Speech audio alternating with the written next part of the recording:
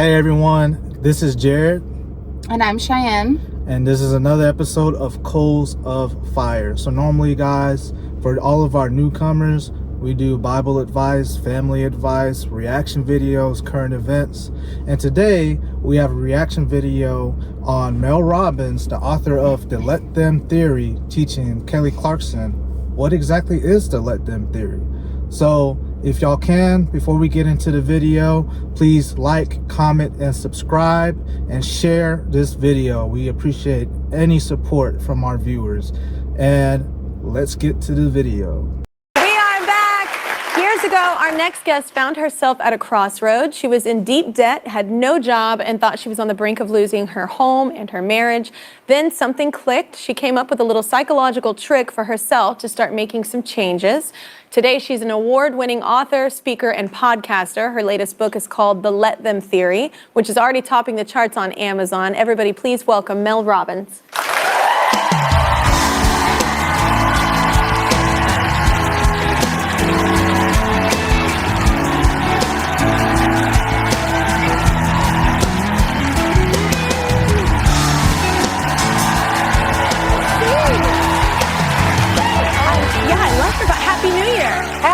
Happy New Year. So you work, I guess your work focuses on mental tools, but your son's prom led to like a breakthrough, right? The Let Them Theory? So I never thought I would tell you that the single most powerful thing I discovered was at a high school prom. So, well, there's a lot of material there. Yes. So, oh yeah, there he is. You know, we have two daughters, and our son is the youngest. And so I've been through 4 proms, and if you've ever been through a prom with a daughter, you know what an absolute nightmare it is. Haven't done that yet. Oh Looking my God. forward to it now. Yes. Start bracing now because it's like spray tans and promposals and dresses and all this stuff, and it's like 6 months of a buildup. Well, with our son, I thought, oh well, this is going to be super easy because he's a dude. Yeah. It was worse.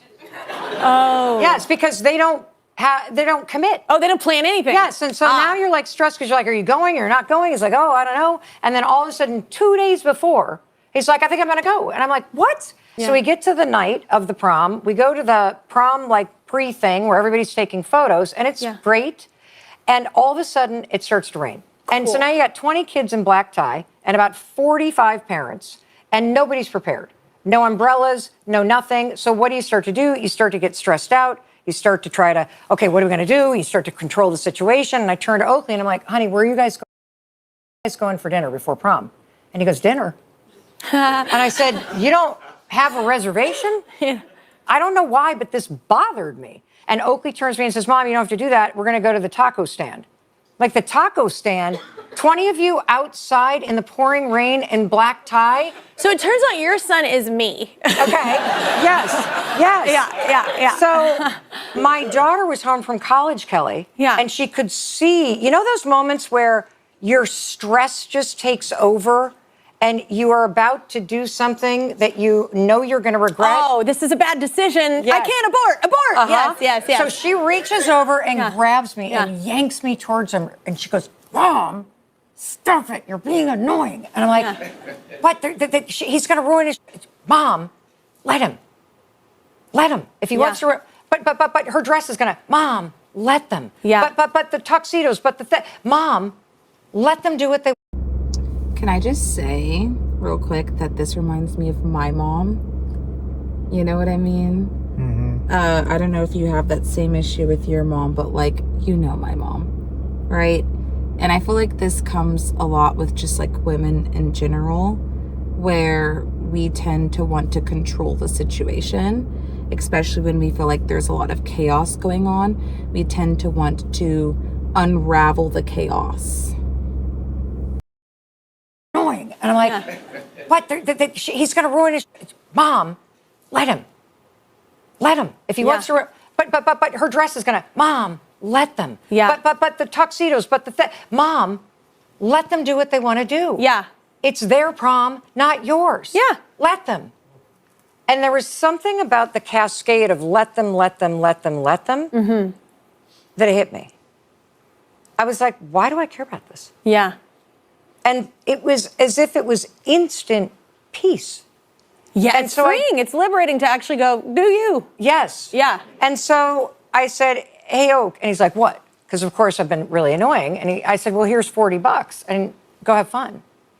And he kind of dropped his shoulders and off he went. And the next day was when it hit me. I'm standing in line at like a plant store, you know, like one of these big stores with the plant section. Love. Correct. We could be friends. Okay, go. Okay. Yeah. 6 people in front of you, 1 cashier. And the stress starts to come and you're like starting to talk to yourself and you're going, why are they not getting another cashier? You're looking around. You now think that you can run the store better than the manager. Yeah. Right? So I said, let them. What do you think about what she's saying so far? I think what she's saying is definitely useful information, especially for people that have maybe like anxiety issues or people that worry too much about things. I feel like I'm a big practitioner of the let them theory, even though I've never heard of it before, because when I go through things, You're a big practitioner? Yeah. I'm a big practitioner of the let them theory because when I go through things, I think the same thing. Like, okay, well, if they want to do that, as long as it's not negatively affecting me, I shouldn't be worried about it, you know, or if it's not negatively affecting the people that I love, I'm not going to be worried about it. There's another thing, like if it's outside of your control to do certain things, you just don't have no control, then there's no purpose in worrying about something that you have no control over. So I think it's useful advice. I don't know how big of a book it is that she wrote to be able to explain that, but I think it's definitely useful advice for people that need to hear it, you know. I think you are correct. He's a lot more like just relaxed when it comes to like chaotic things happening and not caring about them. I was raised in a family where like if something bad happens, it's like, oh my goodness, we need to fix this now. We need to figure it out. We need like, what are we gonna do? What are we gonna do? Right? And we're automatically trying to come up with solutions. And I feel like you do that pretty well, but you're just like, oh, you know, sometimes I'm almost like, okay, he's a little too chill. Okay. But, you know, I do think that she's right. There's something that's very liberating about being able to just like let go of things that you cannot control and moving on, you know? I think that's what this theory is all about. Yeah, and then this also goes to like that saying that you've probably heard, many people have heard this, let go and let God, you know, that's another saying, and God is really behind people being or having a sound mind in which they have a strong mental capacity, but even if they go through things, yeah, you're going to go through things and it might be negative and you might be affected negatively in a mental capacity. But the Bible always says, you know, just leave your burdens to God, leave your burdens to Jesus, and always be praying in situations like that. We shouldn't just be praying to God in times of trouble. We should be praying to God in times when times are good as well. But when there are times of trouble, definitely send your prayers up to God and leave your burdens on him, you know, and he'll handle it. So just let go and let God. There should be also like a let God theory, you know? Yeah, I really liked how you actually tied in God with that, because I do feel like even at times in Christianity or in our faith walk with God, we're trying to control ourselves and we're trying to control others when we feel like, you know, things are not right. This is where you, once again, like you said, let go, let God, that faith comes in. Right. That's what your whole relationship with God is built on, this faith of not knowing what the outcome is always going to be, but having the faith and the peace of mind that you're letting it go and you're leaving it up to him and letting the chips fall where they may. Now, I don't think that the let them theory means like applies to like if your child or someone is in danger and they're doing drugs or something like that, or, you know, just let people like abuse you. I don't think that's what it's talking about. I think it's talking about situations in your life where you feel like it's something that's you can't control, but you're trying to control it, and in the end you wind up feeling even more anxiety because you're trying to change this narrative that you can't necessarily do anything about, or you can, but it doesn't give you peace of mind because you're trying to change someone or something that doesn't necessarily want to be changed. Right. Is that in life there are things you can control, Yeah. and there are things you cannot. Anytime somebody else is stressing you out or upsetting you or a situation is frustrating you or scaring you or worrying you, you say, let them. And you immediately detach. And what you will realize is that when you say let them and you detach and you stop giving your power to situations and people that either don't deserve it or you controlling it is just going to make it worse because it's going to stress you out. And then you come back and say, let me remind myself that I have power here. And that's a practice. Oh, it's not only a practice. Yeah, that's not I'm going to wake up and that's going to happen. You have to practice that. But this is so simple. It is so simple because even when you're stressed out, even when you're scared, even when you're worried, you can remember let them. And you'll feel peace. Yeah. You have so much power in here. But if you are constantly giving it away to things that you can't control, you'll never actually take control of your own life. And it won't fill you up. Yeah. Correct. Yeah, no fuel for that. I love you. I love you. You're great. So I love that she said that by you letting people or things be as they may, it actually gives you back the power. What a person is trying to do when they're trying to control the situation is they're thinking that it's going to help give them power, but it actually winds up sucking their energy because, especially when you're dealing with another individual who is being resistant towards you, whether it be a friend, a family member, a spouse, whatever.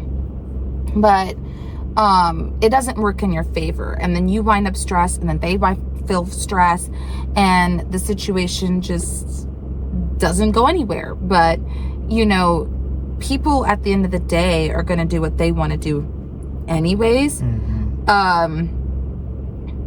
And even if they don't, they're not going to live in authenticity towards you or around you if you don't allow people to be who they are.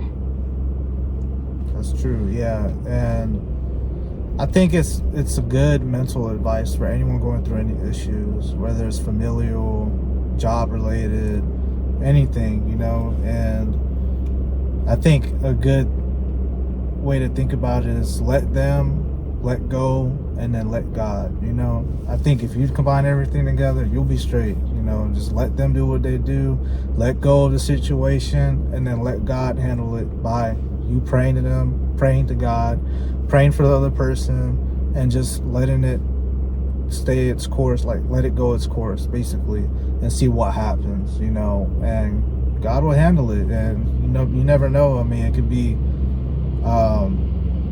you never know what the result could be, but at least at the end of it, it's nothing negative on your part that's going on, because you're not worried about it no more. It's like, okay, whatever, on to the next thing. So. Yeah, and I think that a real life application that we can actually mention, you know, like I'm not going to mention any names, but you know who this person is, and I know who this person is. Right now, there's a situation where there's someone that both of us are, you know, I would say close to this person or in close proximity of this person. And, you know, this person is being very resistant towards me. And I've reached out and I've reached out and I've reached out and I've reached out. And, you know, it gets to the point where there's been people in my life who are like, if a person wants to be around you, they will be around you. If a person wants to talk to you, they will talk to you. And by you not giving them that space to just let them be who they are or how they are, you're literally sucking their energy and you're sucking your own energy, because you're not allowing that person to show you who they really are. Let it go.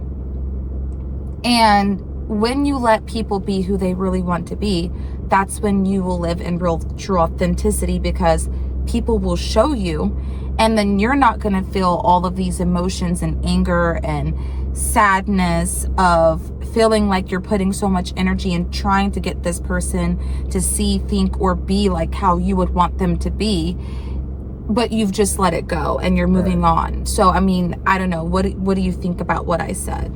Yeah, that's 100% accurate. I think, like you said, if you're trying to control someone else and try to make them do what you expect, it's not going to work out for between the two of you. And also it's not going to work out on yourself, because it's just going to be a whole constant feeling of negative emotions and stress on your end. And to be honest, it's just going to make the relationship worse, or it's going to make the situation worse, because then they're going to be like, well, you know, this person doesn't want to just kind of just, you know, let me come around when I'm ready. Because there's situations like that where people are kind of like, well, we need the space and I need to come around when I'm ready. Sometimes, I mean, you just got to give them their time, you know, whether they did something wrong or right or whatever the case is, you know, that's on them. You know, whether it's like something that they did wrong and you've forgiven them and they just don't want to, you know, come to you about it or talk to you about it or let it stew over or whatever. Just, you know, just let them, you know, at the end of the day. And God would handle it, you know, whatever way God sees fit, he's going to handle it. Just give it to God and just pray about it. And that's the best you can do. I mean, we can't control what other people do. And depending on the situation, of course, like we said, if it's something like negative, like our kids doing drugs or something, that's something else, of course. But, you know, when it comes to like domestic family, stuff like that, or job situation or friends situation, sometimes a good amount of times it's just best to kind of just let them do their own thing and you do your own thing sometimes and see what happens and just be patient. Yeah, I think once again, the main benefit to doing all of this is taking back your energy, taking back your power. I have always been a person that has high anxiety and that tries to control situations when I feel like things are going haywire, and it has never worked in my favor, you know. Or even if I'm dealing with someone where I feel like, okay, this person isn't acting as I think they should, right? I'm trying to convince this person why they should be acting like that. That's draining. It takes a lot of emotions and effort and energy to do all of that. And by you accepting people, things, and life for the way that they are, I feel like it just puts all of that power and peace back into your court. All right, y'all. So the scripture for this video is Philippians chapter 4, verses 6-7. And this is the NIV translation. Do not be anxious about anything, but in every situation, by prayer and petition, with thanksgiving, present your requests to God. And the peace of God, which transcends all understanding, will guard your hearts and your minds in Christ Jesus. So yes, this goes along with everything we've been talking about, y'all. Basically, when you're worried about something, you feel like you're getting anxious about anything going on in your life, bring your prayer and petition to God about the situation and let him handle it. Let them, let go, and then let God. That's how you do that. Pray about it and then just leave it alone if it's out of your control. Because if you can't do anything about it, don't worry about don't stress your mind about it. Don't be anxious. Don't be trying to, you know, ruin don't your be life. ruminate on it. Right. Don't try to ruin your life about it. Don't let it lose sleep over it. Because I've been there. That's the whole point of this theory, so you could get your sleep back. All right. So there you go, guys. That's another episode of Coals of Fire. We will see you on the next episode. Peace.